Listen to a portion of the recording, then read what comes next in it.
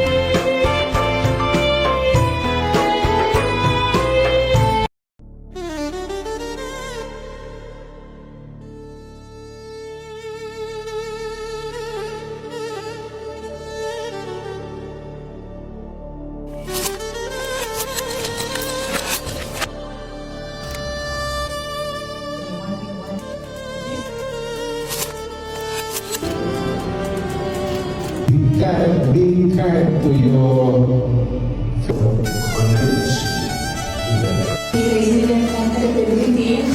like this is worth it your money for spending 60 environmental process at a later phase of the process. So I was wondering, Germany, as we know, is one of so it's really hard to of development of body. and local narratives and enhancing the community. For the research variable, I use treatment variable that still the analysis consists of different descriptive. in the most and the building around it. And using the paper The whole aim of our paper is to propose Two villages as my sample in this study.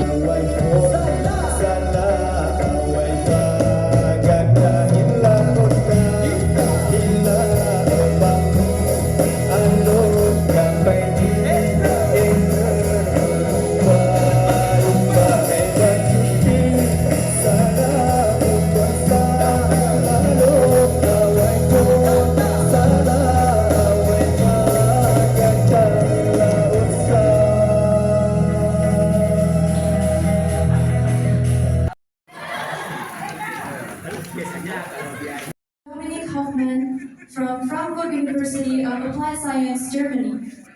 Professor Geospecialist Dr. Rosilawati Binti Zainul from University Malaya. Associate Professor Todd Jones from Curtin University, Australia, who will be attending this event via Zoom.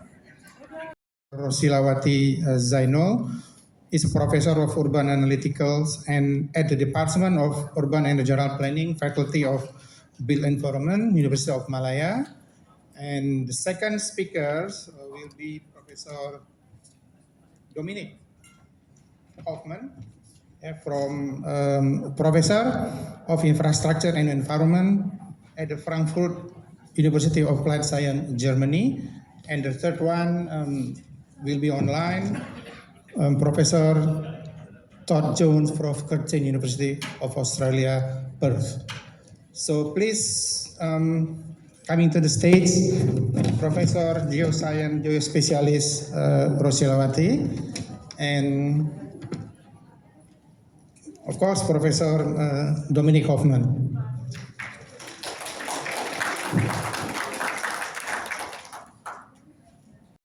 Aceh to USK, and then I really look forward to enjoy my stay here. And thank you all to all who has made me be able to come here. Okay, can we start my presentation? Can you put on my slide?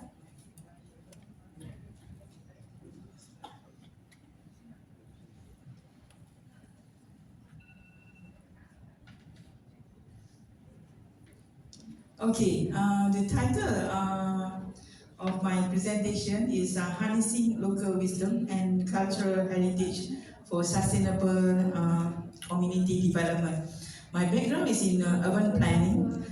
So why you must be wondering why I use this geospatialist, because I have skills in geography information system.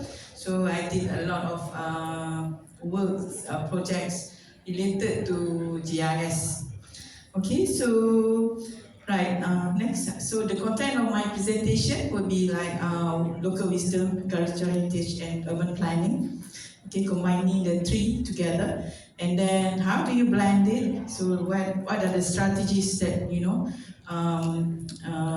can use, and then the challenges, and also the way forward. Okay, next. So as we all know, okay, I can do this. Okay, next. Okay, as we all know, local wisdom. I think local wisdom is not something strange to Indonesia, because it has been implemented long time ago. So, but it's quite not to say new, but not really highly successful in Malaysia from my point of view through my research. Okay, so what's local wisdom? So local wisdom is the indigenous knowledge and very traditional knowledge, and it's a local knowledge, ecological knowledge that can be used. It has been passed down through generations. Most of them are from, like for example, in Malaysia we have orang asli, which the cultural heritage together with the local wisdom being passed down through verbal, through they do not document it. For future generation, it might be lost if it's not being restored.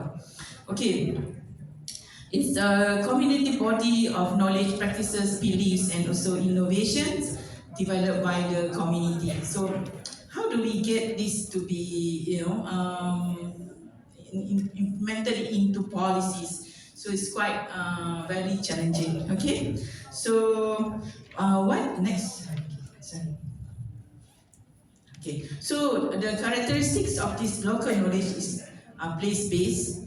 Okay, it's very dynamic and adaptive. Okay, it can be used throughout the the years.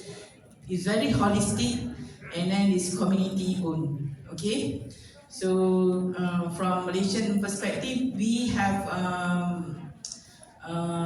the community involvement of the community in urban planning did not come 20 years ago. It just come recently, maybe 10 years ago. Okay, so scholars have been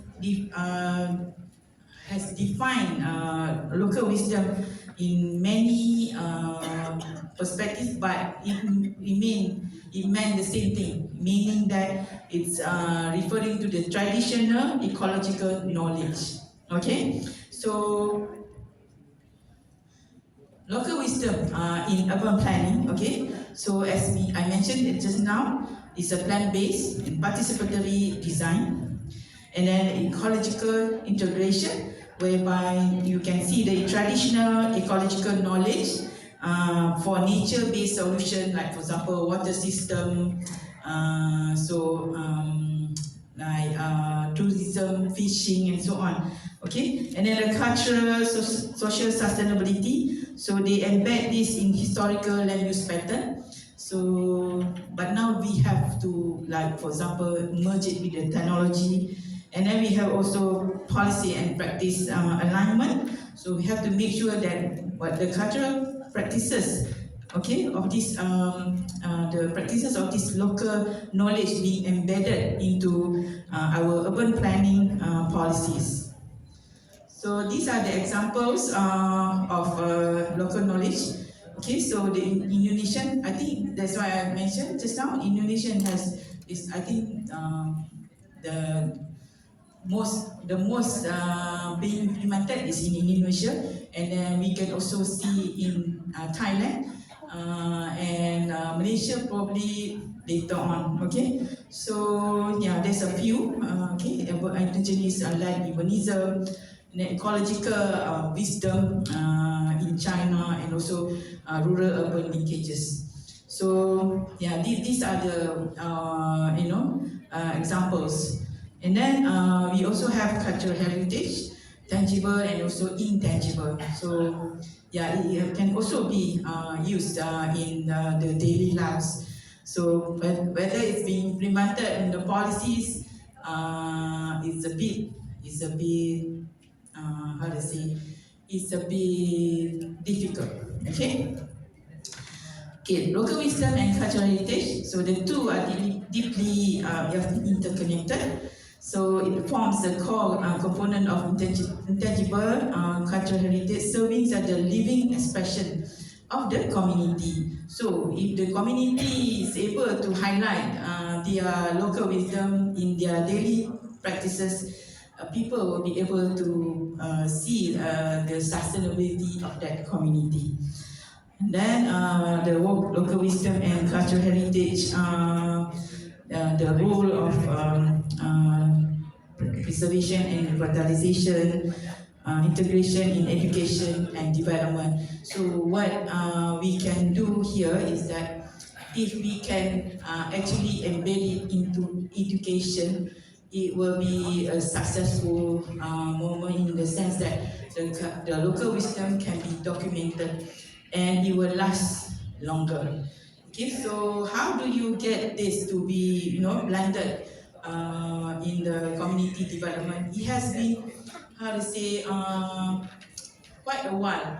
Okay, but we all need education. If the young generations are not being introduced to this local wisdom and also cultural heritage, it will be lost forever. So through, even though it's being passed through verbal, verbal, it will not store in the young generation because it's not documented, and many of the young people are now, let's say, Malaysia, for example, are now moving towards the cities, to get more. Get better job opportunity. Okay, so yeah, the blending is there, but how successful, it has to be measured. Okay, so what are the mechanisms of blending local wisdom and cultural heritage? Participatory conservation and revitalization. Okay, from Malaysian perspective, we have tried to go to the community when we have our, let's say for example, local plan. We will get the community to be involved in the planning side of that local document. Okay, so local plan, we call it local plan. So how best it is being done, from my perspective, it's not that very successful because that not all feedback from the community is being accepted. So yeah, it's not easy. So another mechanism that can be used to blend local wisdom and cultural heritage, as I mentioned earlier, is through education and character building. Meaning, we motivate our young, young leaders, to actually practice local wisdom and also cultural heritage at the local level and build it up to the national level and also to the international level. I have a successful story, but bit towards the end. Okay. Alright, so this is another way whereby we have sustainable tourism. So sustainable tourism and economic empowerment can actually be the bridge. Let's say, for example, one of my research, I did a research with the fishing community, in Kota Baru, Kampung Pulau Gajah. It's called Kampung Pulau Gajah, Kota Baru, Kelantan, Malaysia. whereby I introduce integrate tourism into their fishing daily fishing activities. So yes, they see how they can grow the income with their knowledge in fishing and integrate it with tourism. Yes, they can make a lot of money and they can live like other people. Why that we do this upskilling in the in the fishing community, so that the young people won't leave the fishing community and the young people will stay there and generate income. And we in Malaysia, we are not short of fish. That's that's why we have to introduce this type of new type of income generation. So they still maintain their skill, they still maintain their local wisdom, they still maintain their cultural heritage, but they make more money. So money is not everything, okay? So yeah, right. So these are the examples where we have. Okay, sorry. Dia tukar tak tu? Dia tukar.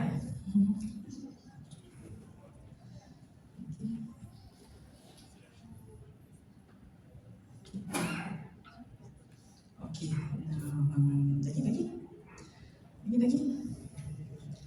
Okay dah. Yes. Okay. So example in ASEAN countries. So we have this one is for Malaysia. Malaysia Indigenous Conservation and Adaptation. Last time not listed here, but from my experience also. So we introduce tour guide, nature tour guide among the orang asli. So we would like them to generate income as tour guide. So they are the one who knows what's going on in the forest. So if they were to bring tourists into the forest, they can explain what are available in the forest. So actually it's a good way of generating income, but the bad side of it is that they fight to get customers. So yeah, they fight to get tourists. But in the fishing community that I did before, they don't have to fight with the fishing community, because they can generate income. They can sit together and discuss about how to make, what to do, and so on.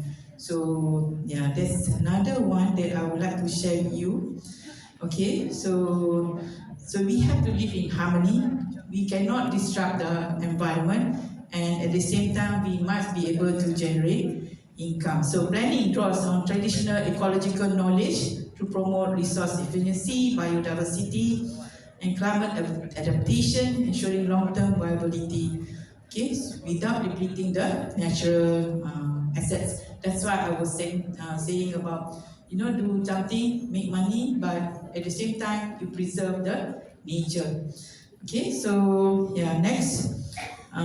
So preservation of cultural identity and sense of place is very necessity and resilient. Okay, talking about resilient to change and adaptation. So the first time when Dr. Evalina came to see me, so she told me about how unsuccessful the mechanism used by the foreign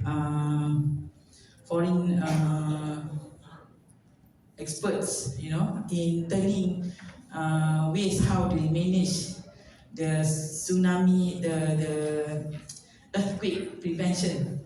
Okay, so that's why she said they don't welcome foreign strategies. It has to be from the local. So yeah, I respected that. That is something that I learned from her. Okay, so yeah, I kind of believe in that. And then when I noticed we have public participatory in managing our own cities, so I can see that the governance, the local authority has to listen to the people, to the residents and so on managing their cities. Not everyone that comes from outside will work on you. Like the one that I mentioned just now, local context is important. It's based on place context. Okay, so yeah. Next is the spatial and directional organization, inclusivity and social cohesion. So there are so many things that we have to look at. So yeah, you have to think about all these things. And yes, it will work. It will work. Okay, I've seen it work, but in Indonesia, I forgot the name of the place. So yeah, last 2 months I went. I went to Medan, to join their summer course, and they actually use this helix model. Okay, helix model in managing the site. Okay, right. Okay, so challenges in achieving sustainable development through local wisdom and cultural heritage policy and integration gaps. Policy has to come in. Whether the government will listen to the people. Excuse me, Prof, you have 3 more minutes. 3 more minutes, okay, sure. Thank you. Right, thank you, Prof. Nisa. Okay, so government has to work together, with the community, with the academia, and also the industry. So I will skip all this. This policy and integration of gaps. We have climate change and environmental threats. So we have to think of all this, with the community, not alone. Urbanization and modernization pressures. So we cannot stay just like that, but we have to move on. So what we can do is that we have to work together. In order to work together, it's not easy. I will say this is social gender inequalities, more ladies. Last night we mentioned about more ladies at the department, not me, and in my department also, more ladies, men only 1 or 2, maybe 9 or 7 will be ladies. Okay, so I don't know what happened to the gentlemen, maybe they become professionals.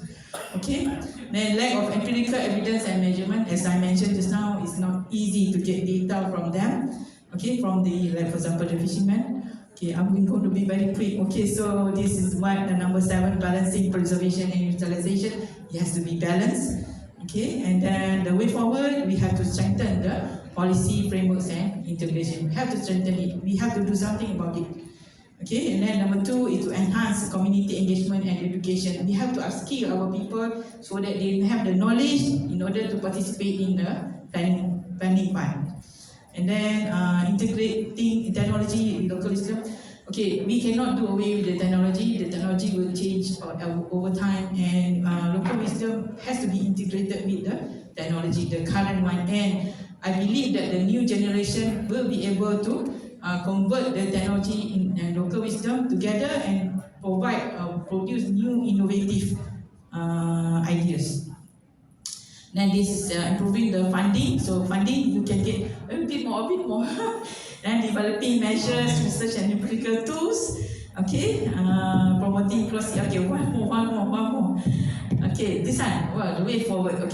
So what we can do, I love build a consortium. Many of these, when I engage with the community, they don't have the consortium to back them.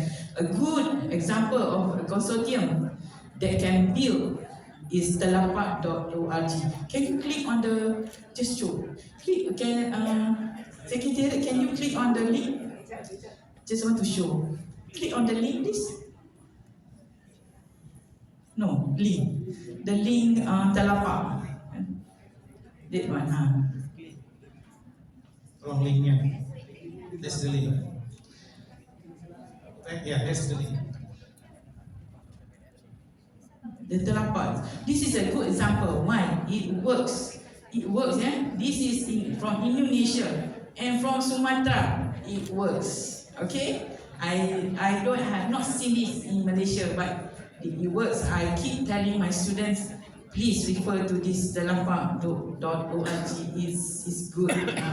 It's a way of how the community can be know. You can later go to dalapak.org. I think that's all from Niza. Thank you very much. Thank you very much. Thank you, Prof. Kusawati, for strong of local wisdom and strong of our cultural heritage when we move on. Of course, at that time, architecture and urban planning was, delayed because of the disruption. So thank you for Professor Kusawati for your presentation. And of course, the audience have some question, but please keep the question until the three keynote speakers finish the presentation. Thank you very much. With heritage concept and frameworks to issues of heritage management, sustainable tourism, and cultural landscape. So I think Professor Jones already online. Hello, Prof. Can you hear me? Sudah.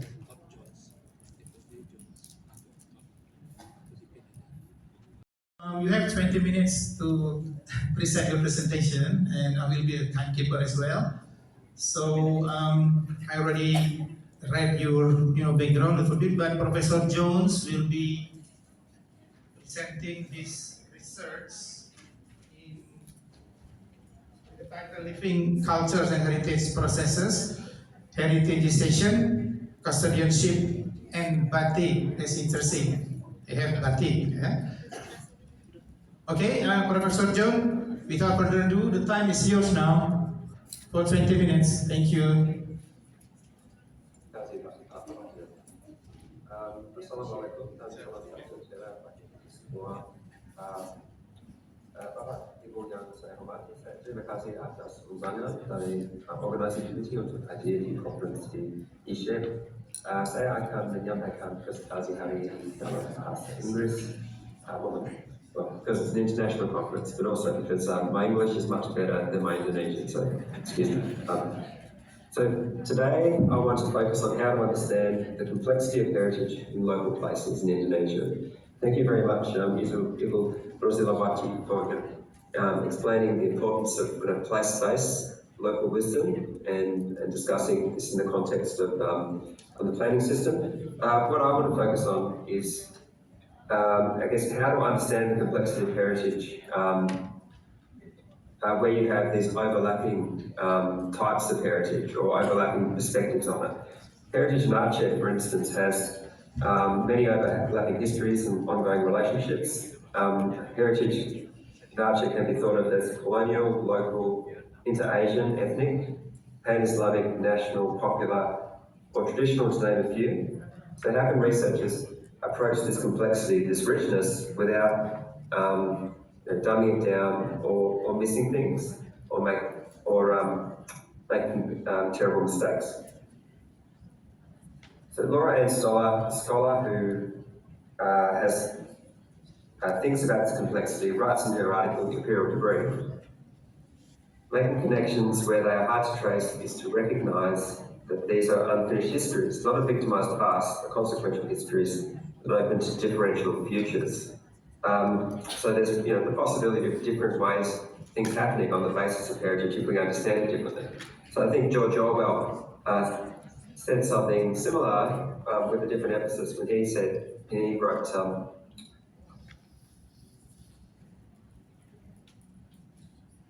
sorry, excuse me, I can see my issue with my display. Give me 1 second, please. So George Orwell he wrote that he who controls the present controls the past, but he who controls the past controls the future. So our heritage holds new possibilities if we are able to see and articulate them.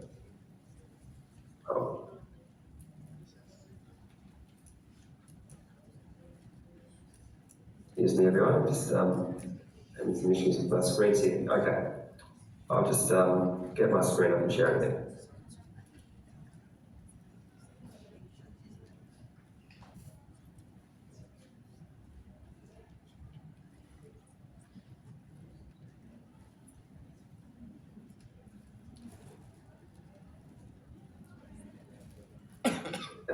Here we go, almost there.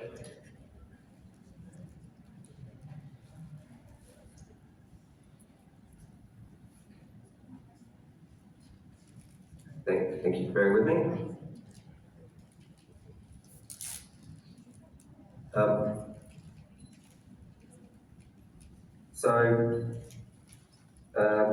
So what I'm going to talk about then is the critical work that we need to do in heritage studies to rethink heritage in ways that are open to multiple worlds and sources of authority, the kind of pluralism we engage with every day, that interrogates the roles of researchers, including me, the things we choose to include or exclude. So on one level, my presentation today is about what Thomas Carter and colleagues call the heritageisation of Batik cloth. So heritageisation here is a form of cultural production and communication, but it's also a critique of it. I want to look at the conceptual limits of heritageisation if we only consider it the process of cultural production and communication. I want to look at ways, things that kind of get missed and how we can make sure we pick up these things. So I'm presenting a critical revision of a journal article I wrote about the heritageisation of Batik cloth in Indonesia through its inscription onto UNESCO's representative list of the intangible cultural heritage of humanity. So that's Warisan Budaya Tak Benda. I think most people are familiar here with Batik, and Batik is made through the application of wax and dyeing through a repeated process to create very intricate patterns. So I want to use a concept from my book, my new book, which is called Heritage is Movement, to assist me to analyse the process and effects of Batik becoming heritage. So we need to understand heritage processes as not just social processes, but also physical processes, both physical and social. So, and what this does is it means that you can't consider just the creation of meaning in Batik cloth, but also the environments where it's created, the context of its creation, and those important relationships and the ethics of those places. If we wanted a more detailed definition of heritage, then I argue that heritage is actually the movement of lives and forces, so these heritage processes, where the configuration of a phenomenon with its environment is entwined within the retention of history, memory, and community. So I want to address then the full range of practices that shape and maintain Batik's heritage. So for instance, Batik in a museum is maintained and kept and cared for using different practices and people than the production of Batik within a factory or the way people write about Batik in books. And so for the rest of the presentation, I want to examine 5 different scales of Batik production to explore the implications of heritageisation. So we can think of this as almost 5 different ways to understand Batik, to look at it. So scale is a useful tool here because scale looks at size, level, and relation. That's a geographer, it's one of my favourite tools to use.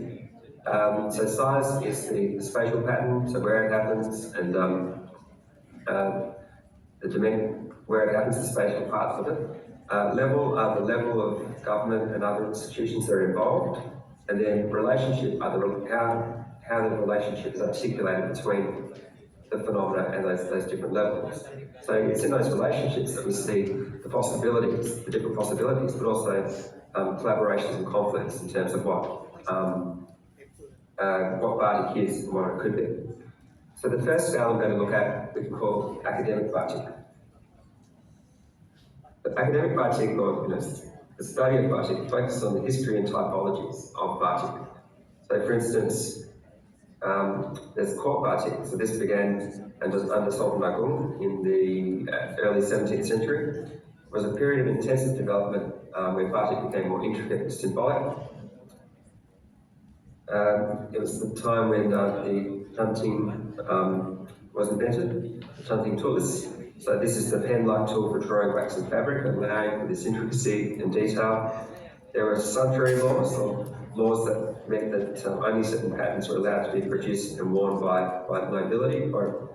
And the systems of production and patronage happened through the palace. So it was the royal family and their connections that were able to make and sell Batik. This shifted in the 18th century where the newer cities of the northern coast developed their own styles through Arab and Chinese imagery. Here we have an example here of batik cloth from Pekalongan that incorporates Chinese design elements. Then in the late 19th, early 20th centuries, batik Donya emerged where Indo-European women began to produce batik using European motifs. From the 1970s, we began to see the decline of batik. And this was because of competition from imported printed fabrics that were much cheaper to produce. And by 1999, a publication about batik wrote that real batik would be consigned to, and I quote, the memory and dreams of the general public. So they thought it was doomed in around the year 2000. However, in 2009, with the UNESCO listing and the promotion of the government of President Yudho Yono, his declaration of National Batik Day, batik once again began to be worn to work and in businesses. One day a week became well known for, as you know, the day to wear batik into the office, and there was this revival of batik. So what I've provided here under this broad screen is typical of the approach taken by batik books and museum displays. So broad historical sweeps, interpretation of motifs and patterns to explain ethnic and regional differences. And this writing, right up until really the 2000s, focused on authenticity. So that court batik was seen as the most authentic and unadulterated. Batik Nonya, for instance, was seen as bastardized with European influences. So they really wanted to separate that out. And this was to the detriment of the batik industry, but adapted its colours and patterns for contemporary Indonesian taste. So new techniques and patterns weren't seen as, you'd say, as interesting to the museums. They wanted to focus on the old stuff and the historical stuff. So this does not really account for batik's relationship with its environment, which brings us to, this is, and there's a Batik Indonesia. I neglected to mention this. So this is under Sukarno, President Sukarno. He wanted a batik that wasn't so tied to the hierarchies of the core batik, and so he combined different styles and patterns together to create a national and Indonesian batik for the new nation.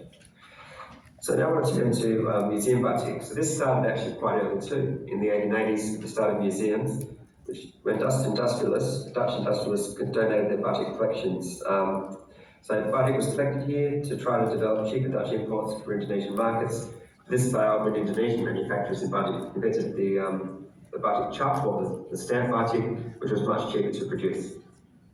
So curators had to develop their skill set conserving old batik cloth.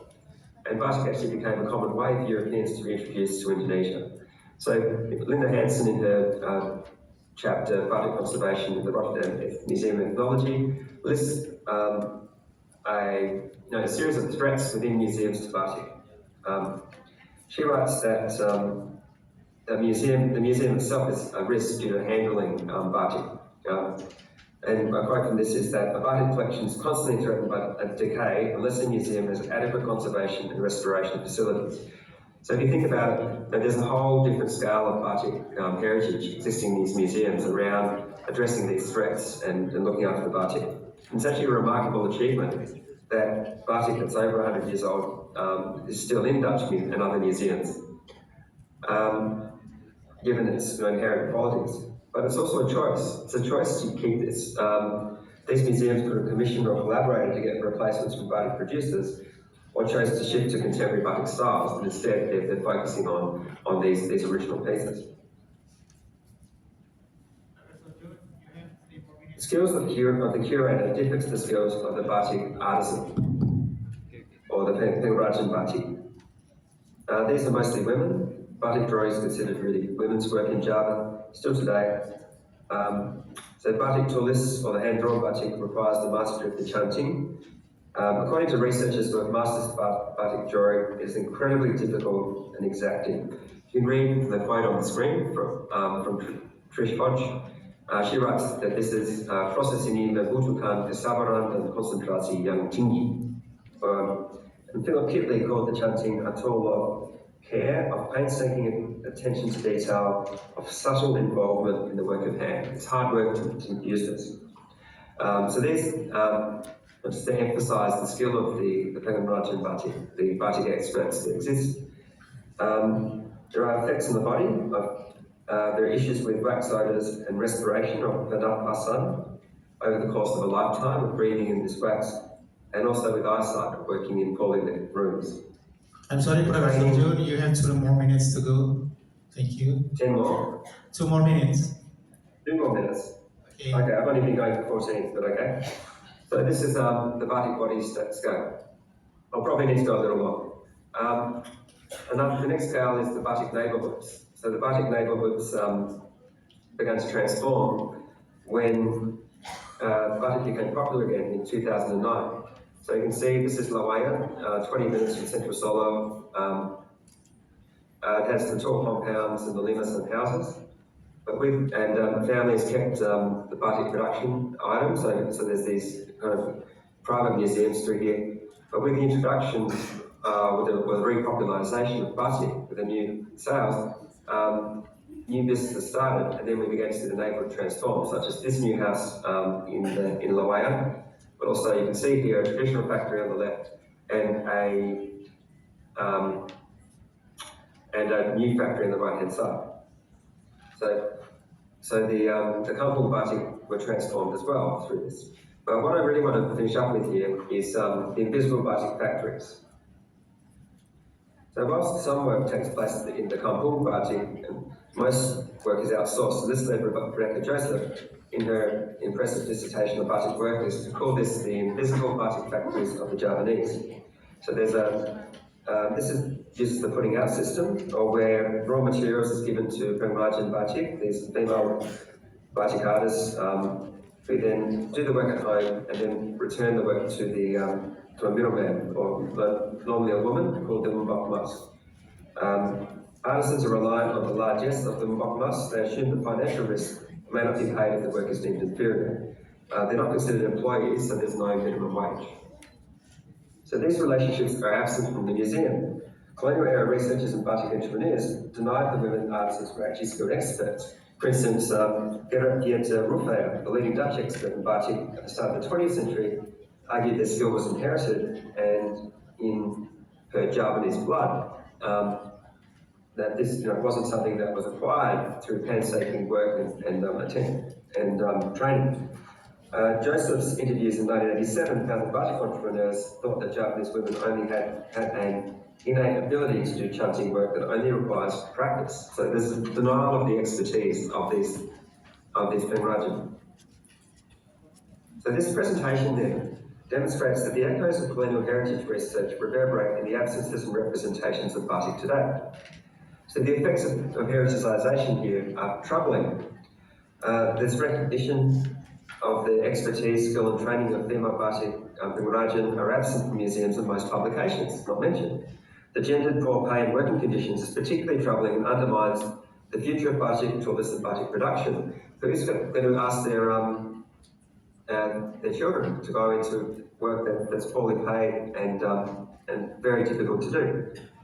Workers and working conditions are absent from the UNESCO nomination and listing documentation.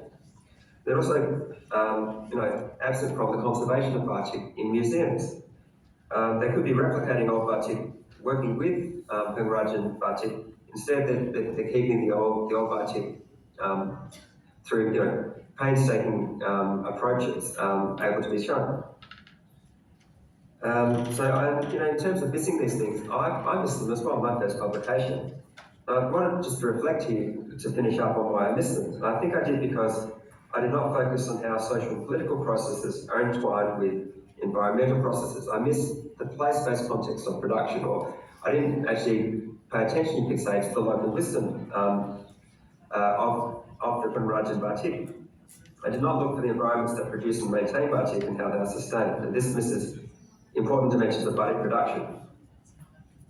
And furthermore, this misses how heritage research itself can contribute to excluding contemporary batik producers and ignoring a gendered exploitation in terms of the way batik continues to be made. So heritage research then needs to work in ways that make connections when they're hard to trace. We need to look at the specific ways that heritage or any object is maintained in different locations and institutions. There are many ways to keep things the same or change them. We need to be aware and open to these innovations and be advocating for ways that are ethical and continue to maintain heritage into the future. So heritage research in the Asian century would benefit greatly by responding to the many ways that people in Asia care for their precious things. So as a starting point, I've argued that heritage is more than a process of cultural production and but it's actually how heritage movements, the physical and social processes, are configured in their environments. How they shape their environments, but also how their environments are related to them and the ethics of this. So we need the specifics of these configurations to see the complexities of local production and wisdom, how it is shaped by colonial, global and local relationships, and who forces the shadows of this production. Thank you very much. Thank you, Professor Jones. Ladies and gentlemen, for urban transport or RELUT at Frankfurt University of Applied Science. His work focuses on integrating environmental sustainability with infrastructure and mobility management to create smarter and more livable urban environment. So the time is yours now for 20 minutes. Thank you, Prof. Yeah, thank you very much and good morning everybody. My name is Dominik Hofmann. I'm from the Frankfurt University of Applied Sciences in Germany. That's why maybe I still look a bit tired, because for me it's 4 or 5 in the morning, so sorry for that. But I'm really happy to speak after Todd from Curtin University, because when I was a student I also had a professor from Curtin University, Professor Jeff Kenworthy, and he brought me into the topic of transport planning. He was my inspiration, so that fits really well. Yeah, I'm happy that it's a very interdisciplinary conference here, because I think just being interdisciplinary, working together, we can reach our sustainable development goals, which were mentioned earlier. My topic today is from urban space to modal choice, so also very interdisciplinary, with topics like urban space, street space, modal split, but also about why do we choose which transport modes and what do we have to do that people really use or get convinced by a transport mode. Maybe you think Germany in the middle of Europe is a very sustainable country. Everybody is walking and taking the bicycle, but that's not really 100% the case, and I brought you some numbers, some statistics about that in my presentation, and we will talk about emissions, safety, and also sustainability. When we talk about urban space, street space is very, very important, and we as a planner can decide how we want to distribute the space to which transport mode. And maybe you know that Germany is quite a green country, so 1/3 of the country is forest, but a lot of it is transport infrastructure as well. So the sum of transport infrastructure and settlement areas covers 14.5% of Germany, so that's a lot, and we have to work on it to make it more sustainable. If we have a look at this 14.5%, 2/3 of it is settlement area, and the other third of it is transport infrastructure.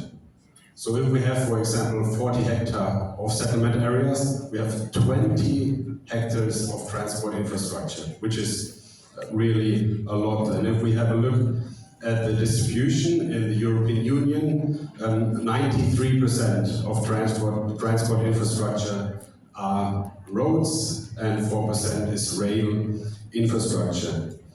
And we are using more land every day. So in Germany we have about 40 hectares per day new using for housing and industry, and that means every day around 20 hectares new transport infrastructure.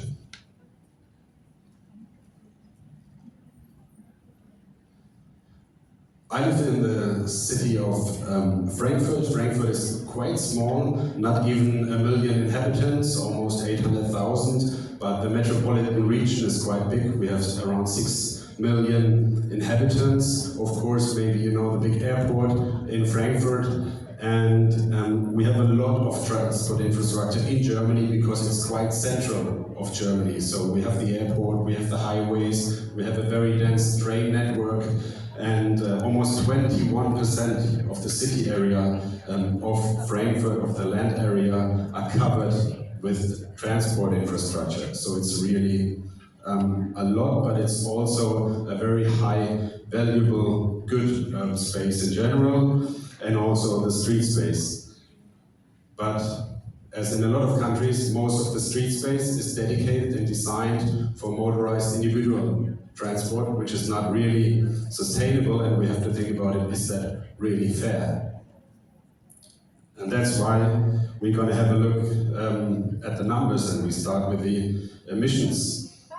And that's the reason why we have to work on it, because the transport sector in Germany causes 22% of all greenhouse gas emissions, which is, of course, a lot. And maybe you think, okay, the technology developed a lot during the last decades, and the numbers of the emission went down a lot. Yes, it went down, but that's a graph about the last 30 years. And the car emissions per kilometer in gram just went down by 15%. 15. And 15 in 30 years, in that times, is not a lot. So we really have to improve it. So per gram per kilometer went down, but unfortunately we got more cars. We got more cars, and we are driving further distances nowadays. And the result is, of the transport sector overall, that the CO2 emissions went up during the last 30 decades. Not a lot, but they went up. And we have, by the way, 83 million inhabitants in Germany, and we have more than 60 million vehicles, and most of them, 80%, are cars. And cars need space. They need space in the city, they need space in the streets. And as you know, maybe the cars are just driving 10% of the day, and the other 90% the cars are parked. And at least in Germany, they are parked a lot of times on street. So they are taking space, very high valuable space from the streets, which can be used for sustainable transport modes as public transport, walking or cycling. And let's have a look at the numbers. At the modal split numbers in Germany, data from 2023. Overall in Germany, a bit more than half of it are cars by trips, and all the other trips, almost 50%, are done by sustainable transport modes, where the streets are most of the time not dedicated for them. If we look at the metropolitan areas, the metropolitan cities, that number of sustainable transport mode trips is even higher. So if we add the three of them, 2/3 of the trips are done by public transport, walking or cycling in Germany in the big cities. So we really have to offer a very good infrastructure for them. That was the modal split by trips, but then there's also the modal split by passenger kilometers. Because if you have one trip by car, in general it's longer than a trip by bicycle. But even the number by passenger kilometers, if we have a look at that, the numbers of sustainable transport modes, public transport, walking and cycling, are improving. Nowadays, 27% of the passenger kilometers in Germany are done by sustainable transport modes. But it's always the question how you feel when you walk or cycle in the street, and that is connected to safety. And these are the numbers from 2019, pre-COVID, in personal injuries per 1 million passenger kilometers. So for example, the first graph on the left, if you take your car and you drive 1 kilometer in comparison to walking 5 kilometers, the probability that you get killed is 5 times higher. but it's not really fair because it's a sustainable transport mode. Or if you compare the lightly injured people per 1 million passenger kilometers, it's 7 times more certain that you get injured in comparison between bicycle and cars. So what can we do? We have to influence people to use sustainable transport modes. On one side, we have to build a better infrastructure for cycling and walking and offer better conditions for public transport. But we can also implement push factors, so pushing away from car use, so implementing driving restrictions, reduce the parking space for cars in the cities, and we can make parking more expensive. It's a very easy push factor. And when we talk about the modal choice, there are so many factors which influence the modal choice. So the choice which transport mode I take, for example, the travel duration, the costs, sometimes also the weather, and there are a lot of factors. And it's very hard to do research about that topic. I did it. And there are people which say that it's not even possible to gather all the factors and give them a certain rate. For example, the cost is 30% important for me, the travel length is 50%. But what you can do, at least you can cluster the factors in objective factors and subjective factors. So for example, financial cost, time and convenience are objective factors. And on the other side, safety, autonomy or experience are subjective factors. But already if you just have 2 categories, it's a bit tricky. For example, financial cost is definitely an objective factor. So let's say $10 are always $10. But for one person, $10 is a lot, and for the other, it's not a lot. So it's really a bit tricky. Let's have a look at the process of modal choice, which I think is really interesting. So at the first stage, you have a mobility need. So for example, I had to fly from Germany to Banda, Aceh. But in my case, there was just one transport mode available, realistically available. So the process at this stage was already finished.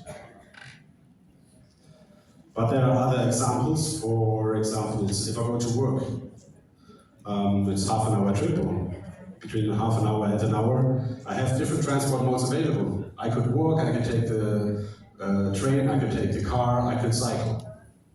But because my habit is really the same every day, so I take the train every day, the process is finished. I don't think about it, because I do it every day. Every day I go to the train station, take the train, process is finished. And the evaluation of transport mode properties is not important in the processes which ended before that. So you don't evaluate the transport modes. You just evaluate the transport modes if you have a lot of, or more than one transport mode available, and you don't have a habit. For example, if you go to a concert somewhere in another city, because you don't do that very often, and you have, maybe you can take the car or public transport. Just at this point, you evaluate the transport modes, which we can influence.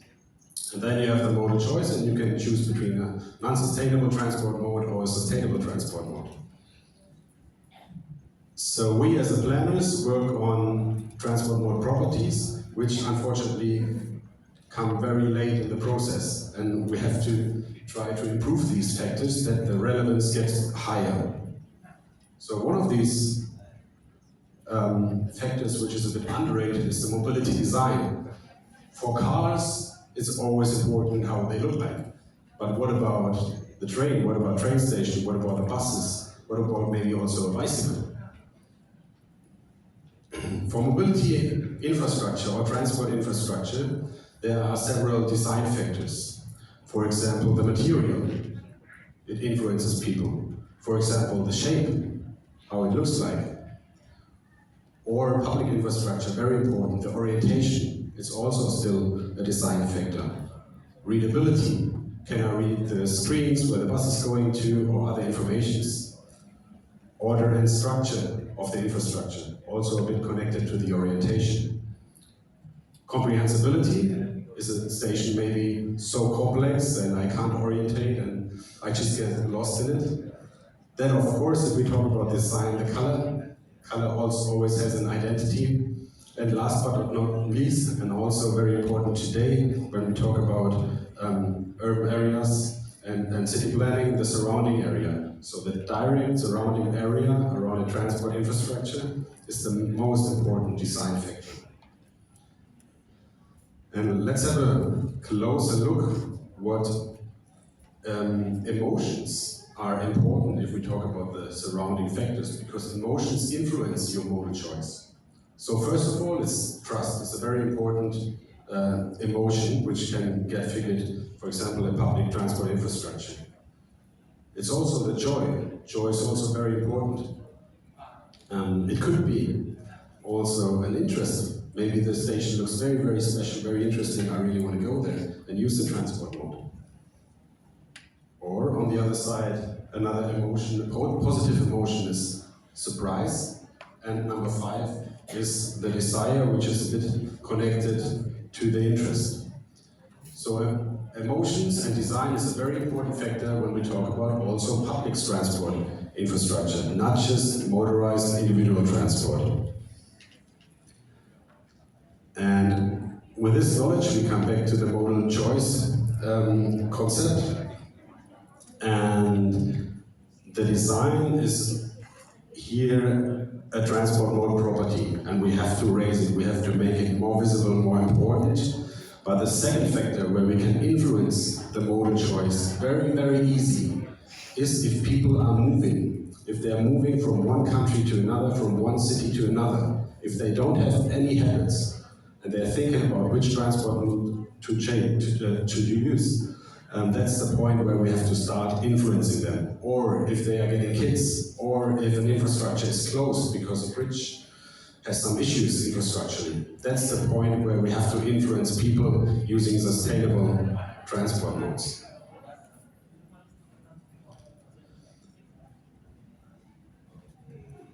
Yes. At this point, I'm already at my conclusions, and I have 4 takeaways as a result of the presentation. Takeaway number 1. Urban space has a huge influence on the evaluation of transport mode properties. So that's the topic of interdisciplinary. Urban planning, transport planning always must be connected. And number 2, in a lot of countries, the distribution of street space doesn't correspond to the actual need and to the numbers of transport modes which are really used. So they have to be adopted, or we have to adopt in the planning process. Number 3, we talked about design. Design is very important if we talk about transport infrastructure and sustainable transport infrastructure. And the aspect of design should also not be neglected.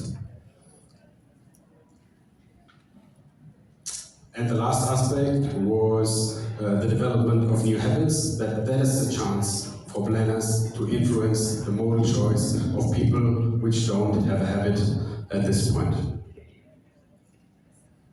These are my sources. And then, thank you very much.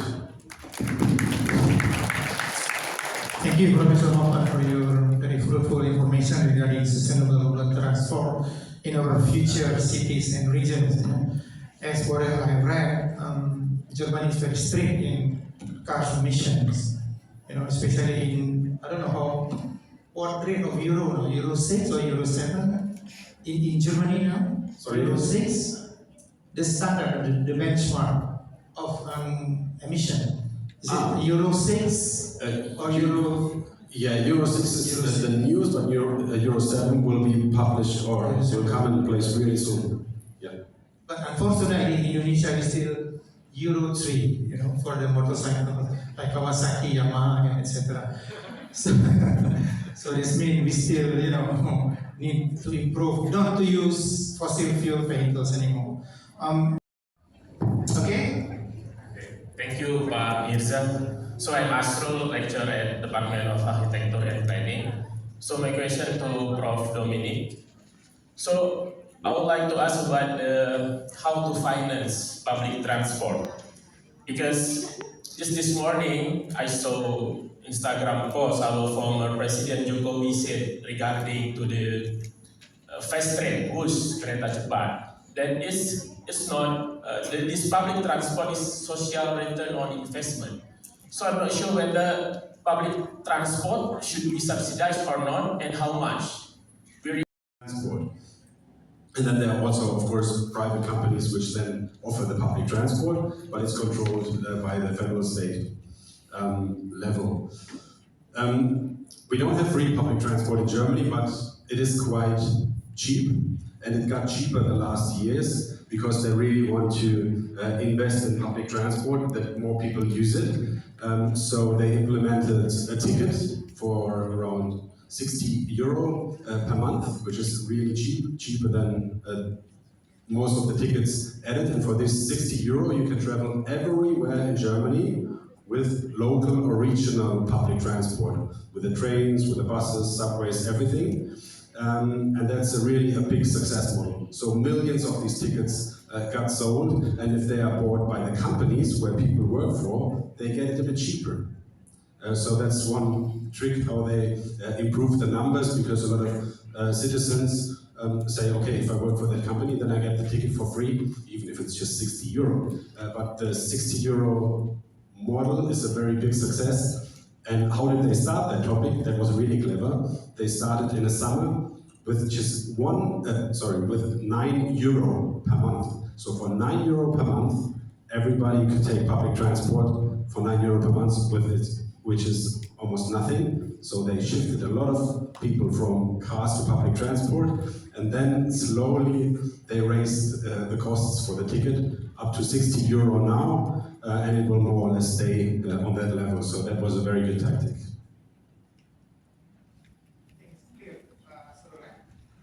Yes, but in your point of view, how can we strengthen the community resilience and adaptability in order to facing the globalization, urbanization, and also climate change or environmental change, while ensuring the inclusivity and the sustainability development? How about your point of view? Thank you.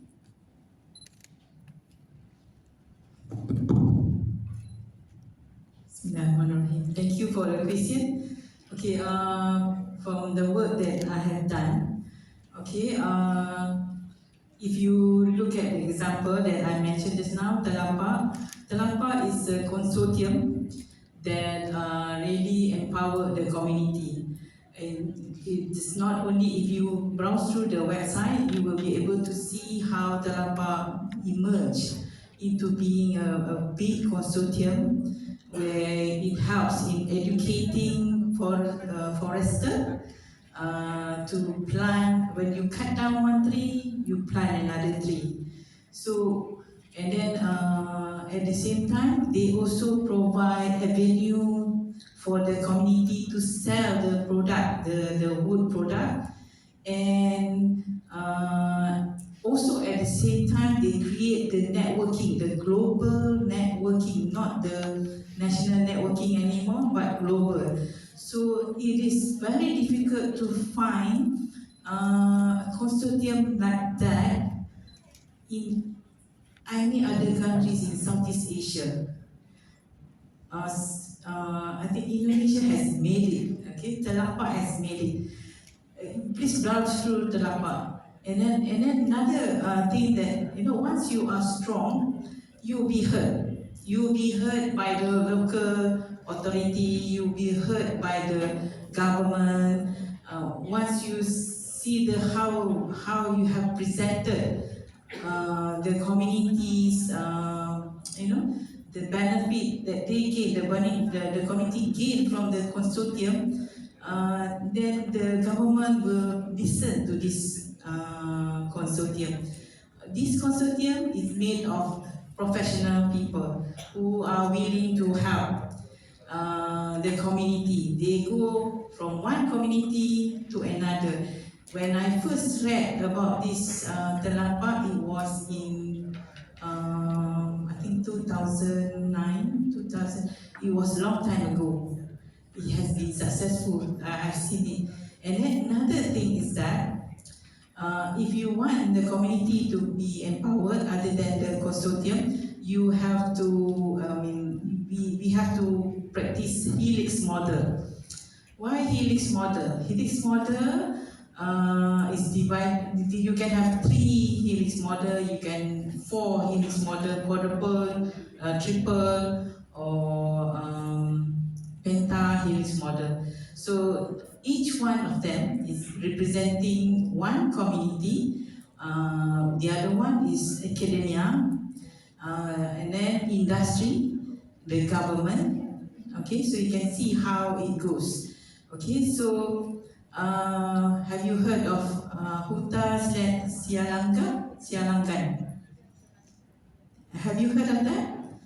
Okay, if you heard of how the government, coming from the top to the community, do you think it's sustainable? Do you think the project on Huta Sialangan work? Is it successful? Anyone? Is it successful? Who says no? Put up your hand. Who said successful? Yes. You don't know. From my perspective, is not successful. Why? It did not bring into the negotiation in the project implementation the academia and also the community surrounding it. So yeah, it's not sustainable. So in order for any project, the community project to work from the planning perspective, it has to be, the smallest one, the 3 helix model. The academia has to be in, the government has to be in, the community has to be in, and probably later on quadruple, you bring in the industry. If these people, when you are planning any site, in your city, you have to do this. Start doing this. It will work, inshallah. Inshallah. That's all from me. I think it's already clear answered by Professor Rosilawati. The third question, please. Knowing the price increase from 9 to 60, which is pretty far, may I ask how the people respond about the price increase? Is it like from 9 to 10 to 20, or is it like from 9 to 50 and then 60? And then how would the people react? I assume they would be like displaced, right? Seeing how the price is very far, and then if they are displaced, and how the government persuade the people, so they're telling this is worth it, your money, for spending €60 each month for the public transportation. That's it. Thank you very much. Thank you, very good question, very relevant. It all started with a €9 for 1 month, and everybody was aware that this is just a test. But the goal was that people are changing, are experiencing public transport, because there were so many people which never used public transport before, and they thought public transport is horrible. So a lot of people experienced public transport, and maybe they got a positive image of public transport. And then it was clear, and it was a political discussion, because that €9 ticket was a huge success. So the politics, they had to offer something. And they said, okay, we make it, I think the first stage was around 55. So it went from 9, which was clear, it was just a test, to 55.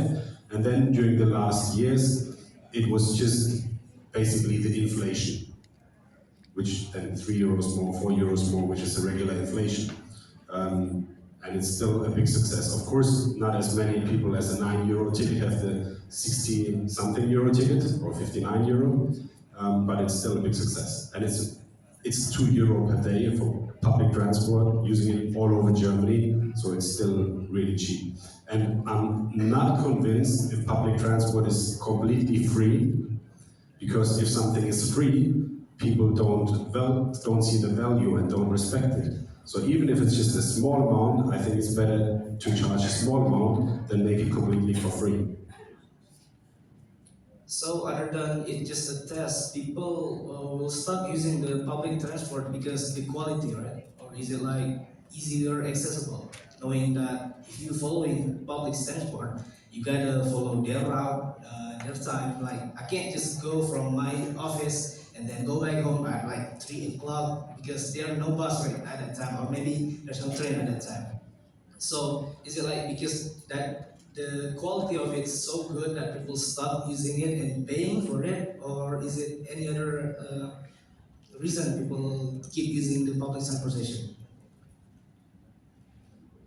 Well, the public transport coverage in whole Europe is good, not very good, it's good. We have the fast connections, we have the local connections, and if we talk about the money, we charge a bit, and the expenses, what people pay, covers 50% more or less of the costs. So 50% is paid by customers, the other 50% by the taxpayers, so everybody contributes something with the taxes for a sustainable transport mode. Okay, the fourth question, please. Okay, we have. Sama penanaman sawit itu menghasilkan banyak banget emisi karbon. But as architect, we are expected to create sustainable architecture, which is completely out with this. It's also I'm interested that our first speaker said the younger generation plays a huge role in cultural and environmental resilience. But it turns out many young people don't care and don't understand the importance and value of our environment and our culture. So, my question is, how can we increase awareness among young people from individual awareness to communal awareness and make it a major force in cultural and environmental resilience? Thank you so much. Okay, I think question raised to Professor John and Professor Sirawati. Who's going to answer first? Probably Prof. Jones. I'm sorry, Prof. Jones, we cannot hear you.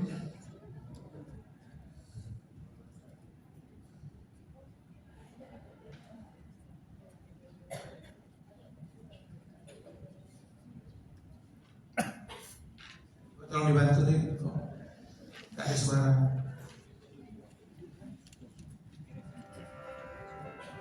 Professor John, can you try again? Probably you're still in mute. Something? No?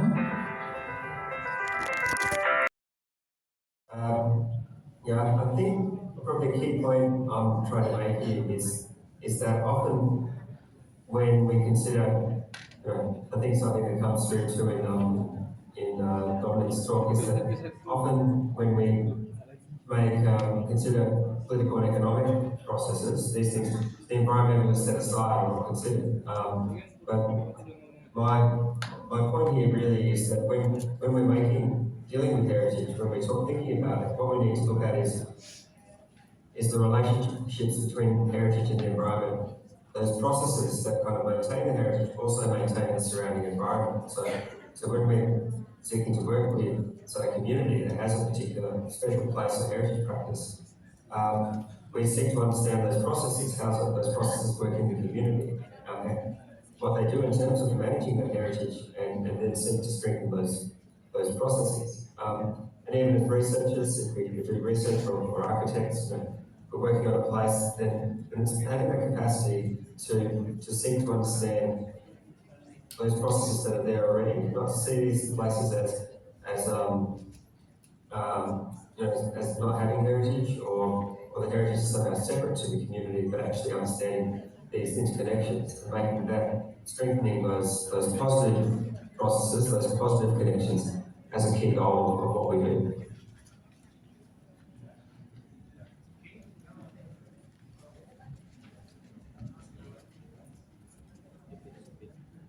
Hello? Okay. Right. Okay, my answer, how to make the young people to love heritage. Right? Am I right?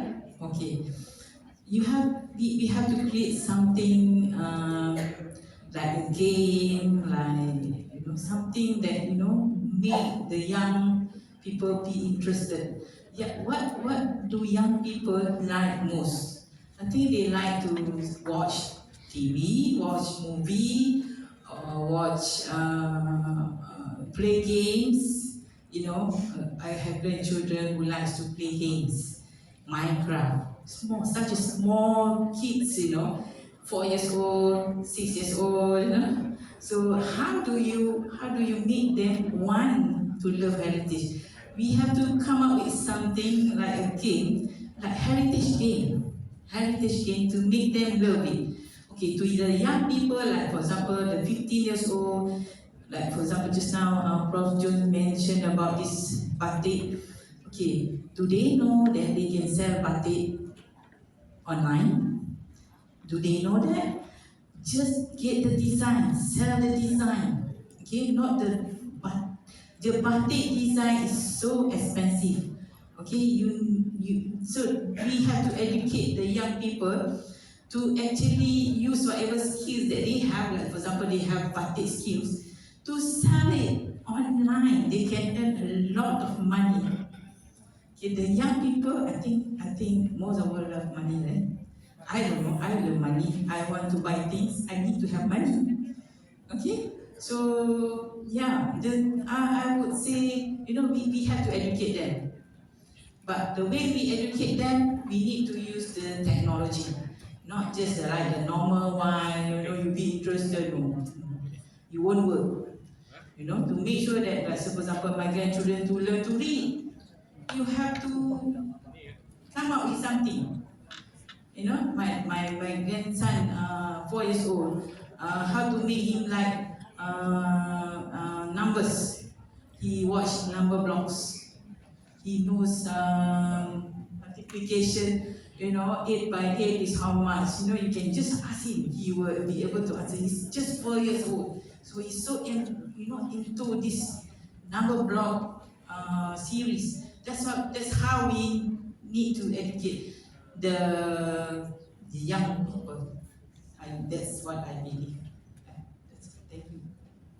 Thank you, Prof. I think it's clear. So I just got information from the committee that we may raise 7 questions. So the 5th one already from you, the 6th one from the lady. Can you raise again the 6th one?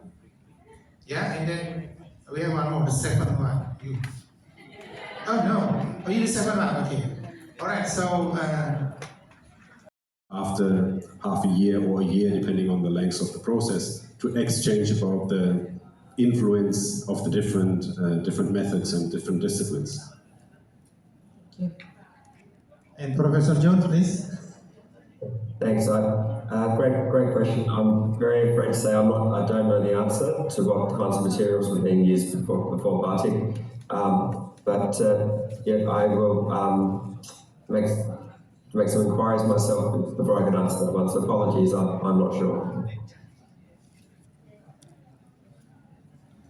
Is it clear, Ibu, or Yes. need to cross? Yeah, that means the study was conducted just for the 17th century, not before that one, so that's quite clear. Okay, thank you, Professor Jones. And the 6th question from the lady. Where are you?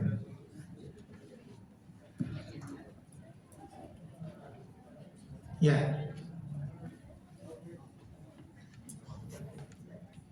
I think not you, the lady. Is she gone? Mana dia? Where is she? No. From this side. Huh?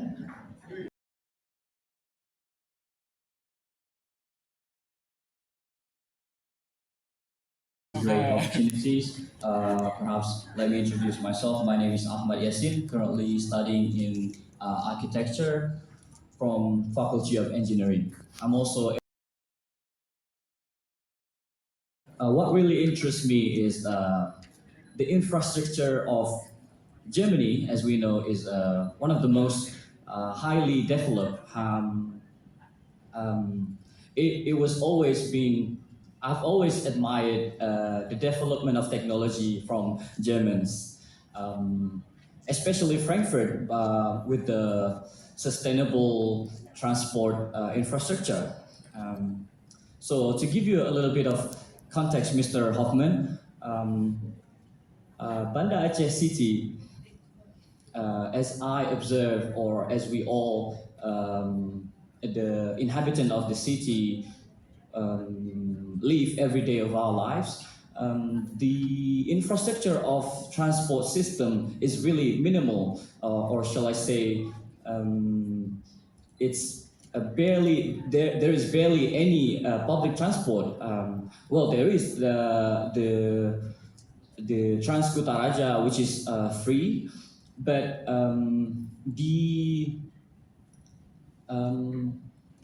it is really useful for the students, much like us and workers, because of the schedule is not really met with our needs. So there's needs to be place of improvement. And to give you more context, all of us, most of the inhabitants of the city, to get from one point to another, we always use motorcycles, like almost all of us, motorcycles and cars. So it's always, there's almost like only two options of transport.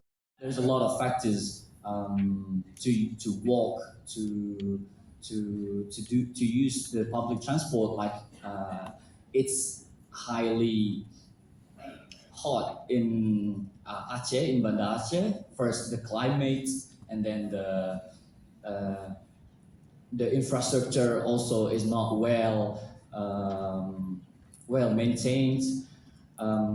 So my question is, what is it that we as a student, as individuals and as a collective, what is it that we can do to bring about change in the sustainability of infrastructure in this great city of ours? I think that would be my question to you, Mr. Hoffman. Thank you for this great opportunity.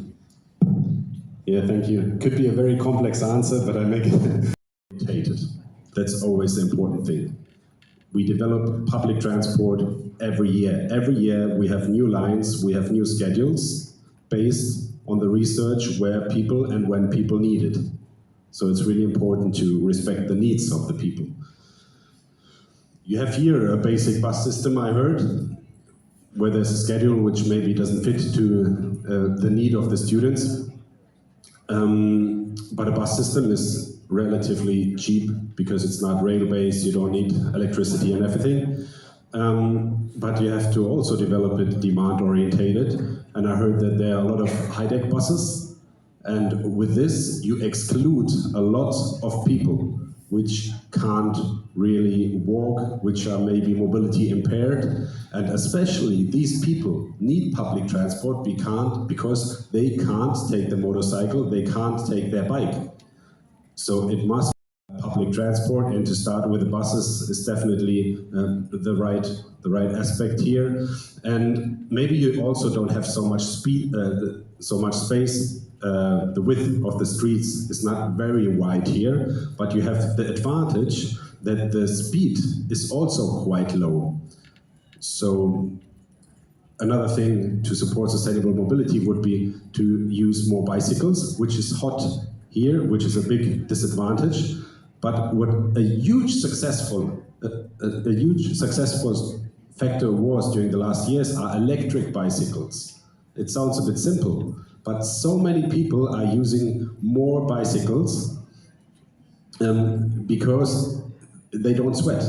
They use the bicycle, they are electric bicycles, they can easily go 10 kilometers to work and back again 10 kilometers. So electric bicycles are a huge success in Europe and way more. Question. And we have one last question, the 8th question, but especially for online questions, not from presenting audience. Okay, it's a 7th question from Izia, I think. Thank you, Pak.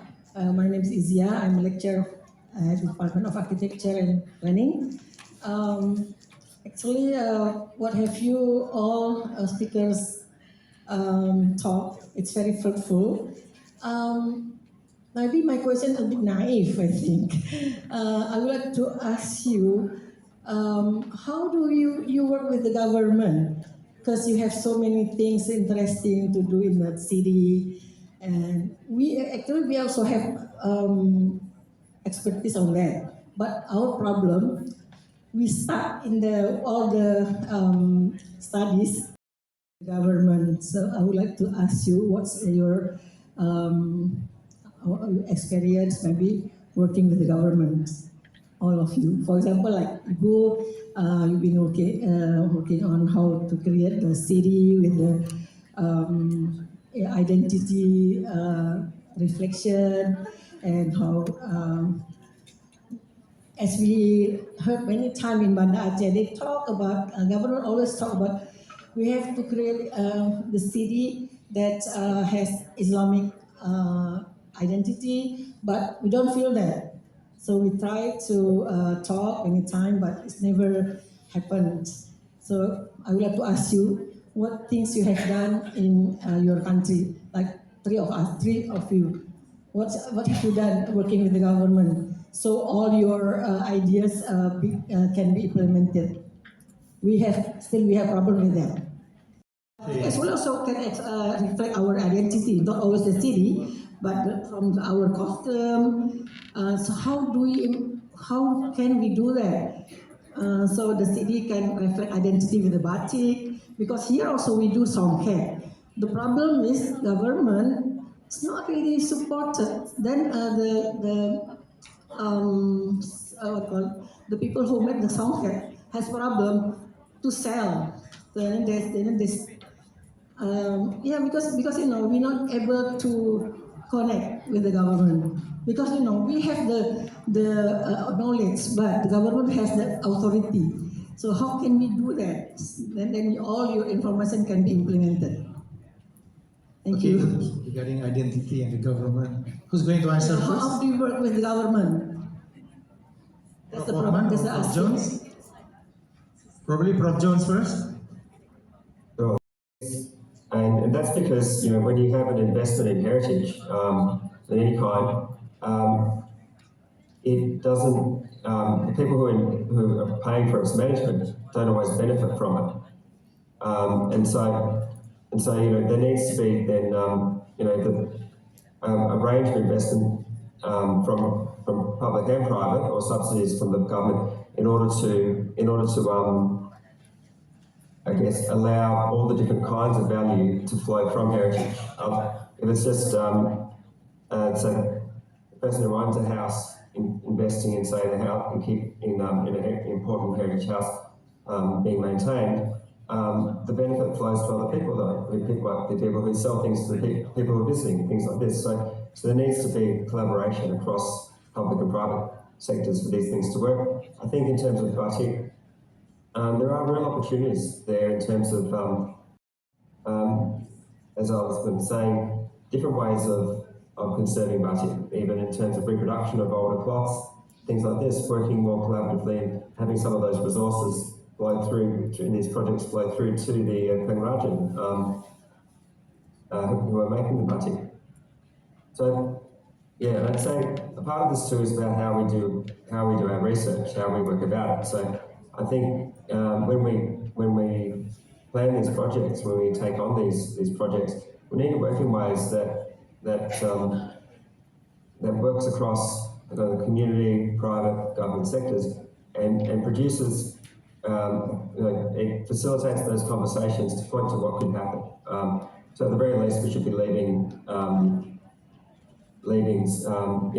there's plans and even a few pages out of summaries of what we do, things that the people could do next. So I think it's it also facilitates that from people as well, so that it's not provides them with the resources to participate in these processes, and then they commit to the outcomes that we can see through them.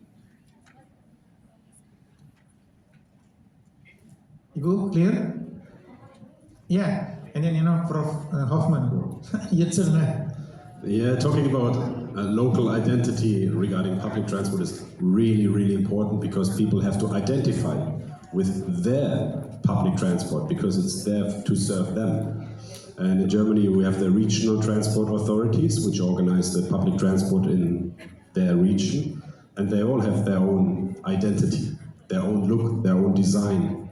So as soon as you come into a station, you know, I'm in Cologne region. Or if the bus is coming, okay, that's a red-white bus, I know exactly that's my bus, and I feel familiar with the bus, with the rail. Transportation? Bahn means rail, so you mean the German rail, or Bahn? Yeah, that's a German rail. That's the ICE trains, the fast trains we have in Germany. They drive up to 300 kilometers an hour, and they connect all the big cities in Germany, but also to some other countries, Austria, Netherlands. Still exist and very good, yeah, and not too expensive sometimes, but most of the times you get cheap tickets as well. Terima kasih, Professor. Thank you for the questions. Okay, how do we work with the government? Okay, there are a few methods. The first method, like for example, we are the academia. So when we have, like for example, me, I'm from the urban planning. So we have sessions where we invite them. Let's say, for example, they choose one side. So they can also invite the local people to come in and view what the student propose. So that's one where the government will be in to work to see, to view the students' presentation. So you build the networking with the government that way. Azan.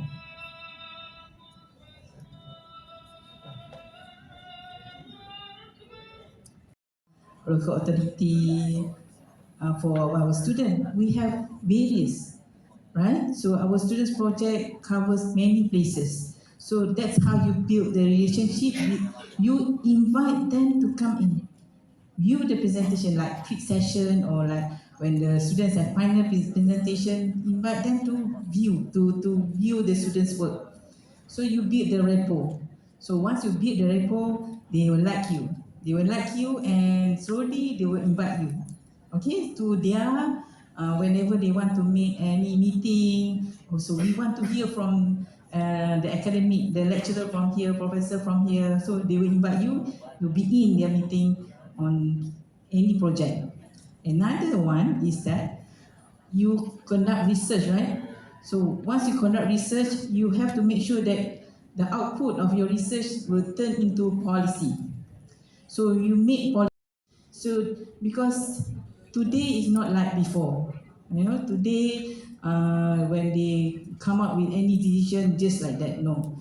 Today all over the world, they use the output from research from the university, you know, to make new plans for the city or for the country. So once you come up with a policy, you can, you know, make appointment and present it to them. Another one is that you have a research center. So your research center must have a unit to look into policy, and they have to build the rapport with all the government agencies.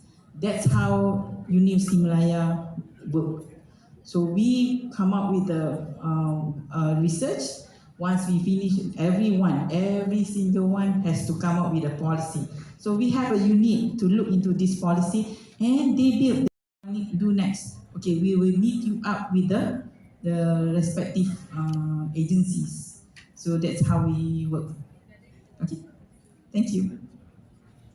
Okay, thank you, Prof. I think it's clear. Thank you for this all raised questions. And the last one question is from online audience. Anybody will raise question from online audience? The committee only allowed one question from online audience. Hello, please wake up. No?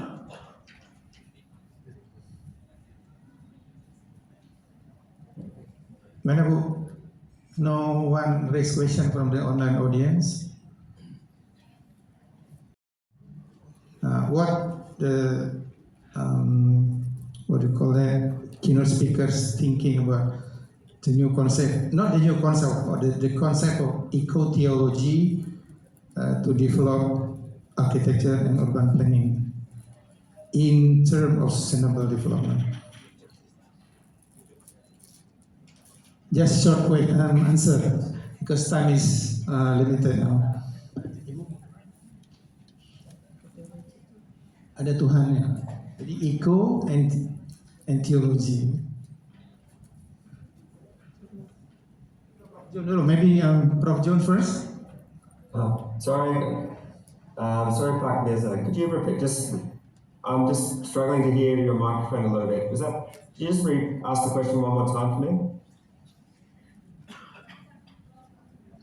The concept of eco-theology, not the cosmology. Of particular wali sites and things like this, in terms of the way the community would regulate these sites as well, because there's the respect for ancestors, the respect for and the importance of those connections through to religious beliefs was tied up in the way these sites were used, and I think